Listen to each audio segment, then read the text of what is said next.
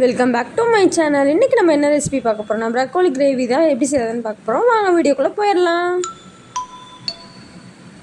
First ப்ரக்கோலியை சின்ன சின்னதாக cut பண்ணி உப்பு மஞ்சத்தூள் போட்டு வேக வச்சு எடுத்துக்கோங்க. இப்போ ஒரு பேனில் எண்ணெய் ஊற்றிக்கோங்க. கொஞ்சமாக சோம்பு கடுகு போட்டுக்கோங்க. கடுகு பொரிஞ்சதி வெங்காயம் கருவேப்பிலை சேர்த்துக்கோங்க. கூடவே கொஞ்சம் புதினாவும் சேர்த்துக்கோங்க. வெங்காயம் நல்லா வணங்கட்டும்.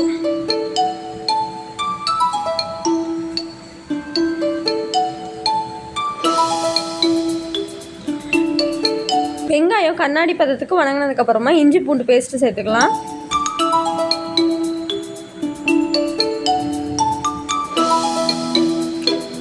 இஞ்சி பூண்டோட ராஸ்மல் போனதுக்கப்புறமா நறுக்கி வச்சுருக்கக்கூடிய 2 தக்காளி அதிலே சேர்த்துக்கலாம்.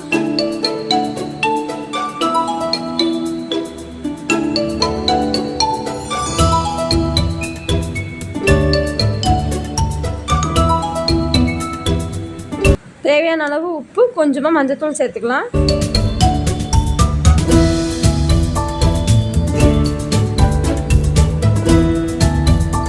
இது வணங்கிறதுக்குள்ளார வேக வச்சுருக்கக்கூடிய ப்ரக்கோலியை வடிகட்டிட்டு நல்லா பொடியாக நறுக்கி எடுத்துக்கோங்க. நல்லா இந்த அளவுக்கு நான் பொடியாக நறுக்கி எடுத்துக்கோங்க. தக்காளி தொக்கு பதத்துக்கு வந்ததுக்கப்புறமா நம்ம நறுக்கி வச்சுருக்கக்கூடிய ப்ரக்கோலியும் அதிலே சேர்த்துக்கலாம். நான் ரொம்பவே பொடியாக நறுக்கிட்டேன். நீங்கள் கொஞ்சம் மீடியம் சைஸில் நறுக்கி எடுத்துக்கோங்க.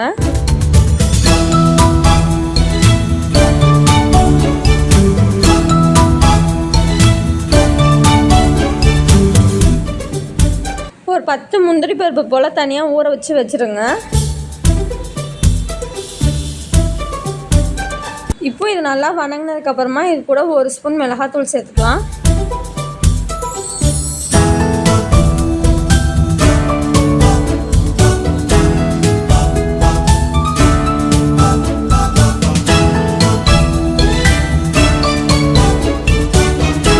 இது கூட 1 கிளாஸ் அளவுக்கு தண்ணி சேர்த்துக்கோங்க. இப்போ இது கொதிக்கிட்டால் அதுக்குள்ளார நீங்கள் ஊற வச்சுருக்கக்கூடிய முந்திரி பருப்பை நல்லா பேஸ்ட் மாதிரி அரைச்சி எடுத்துகிட்டு வந்துடுங்க.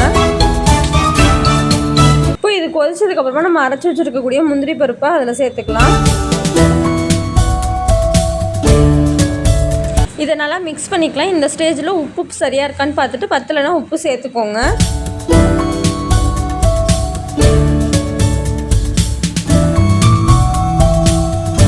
இது முந்திரி பருப்பு வந்து ஆப்ஷனல் தான். இதுக்கு பதிலாக வந்து நம்ம தேங்காய் கூட அரைச்சி ஊற்றிக்கலாம். தேங்காய் பால் சேர்த்துக்கலாம்.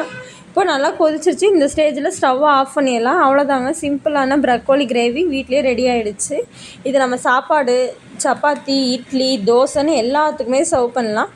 மறக்காமல் இந்த ரெசிபியை வீட்டில் ட்ரை பண்ணி பாருங்கள். இந்த வீடியோ உங்களுக்கு பிடிச்சிருந்ததுன்னா லைக் பண்ணுங்கள், ஷேர் பண்ணுங்கள். மறக்காமல் நம்ம சேனலில் சப்ஸ்கிரைப் பண்ணிவிட்டு பக்கத்தில் இருக்க பெல் ஐக்கானே அழுத்திக்கோங்க. அப்போ தான் நம்ம போடக்கூடிய வீடியோ உங்களுக்கு நோட்டிஃபிகேஷனாக வரும். பாய்.